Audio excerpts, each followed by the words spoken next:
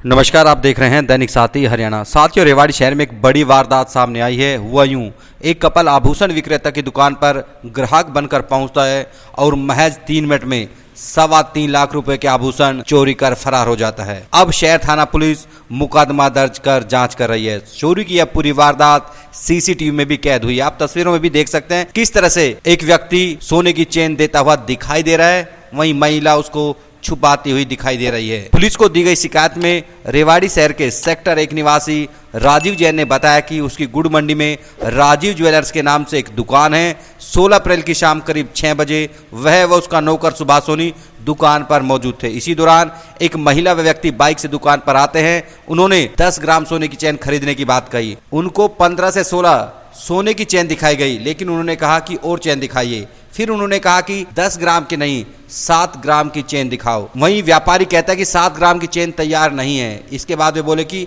हम बाद में बता देंगे। अब बताते हैं कि किस तरह से पूरी वारदात का खुलासा हुआ। शातिर ठगों के जाने के बाद फिर से सोने की चेन की गिनती की गई तो 2 चेन गायब मिली, जिनका वजन करीब 36 ग्राम था। इसी दौरान ज्वेलर्स का बेटा प्रणय दुकान पर आ गया और उसको सारी बात बताई। इसके बाद सीसीटीवी चेक किया गया, जिसमें महिला को उसके साथ आया आदमी चेन देता हुआ दिखाई दे रहा है। चोरी के बाद दोनों आरोपी बाइक पर बैठकर फरार हो गए। सबसे बड़ी बात यह है कि ये कपल जिस बाइक पर आया था, बाइक पर आगे वाली नंबर प्लेट नहीं थी, पीछे वाली नंबर प्लेट पर थैला लटकाया हुआ था। अब पुलिस दोनों आरोपियों की तलाश कर रही है, लेकिन समझा जा सकता है कि किस तरह से शातिर चोर वारदात को अंजाम देकर फरार हो गए। वहीं ज्वेलर्स व्यापारी अब अपने आप को ठगा सा महसूस कर रहा है कि उसकी आंखों के सामने से ही किस तरह से शातिर चोरों ने पूरी वारदात को अंजाम दिया। अब समझा जा सकता है कि इसमें आखिर पुलिस क्या कर सकती है। जब व्यापारी के सामने ही इस तरह की वारदात हो रही है तो इसका जिम्मेदार कौन होगा। कहीं ना कहीं ज्वेलर्स को भी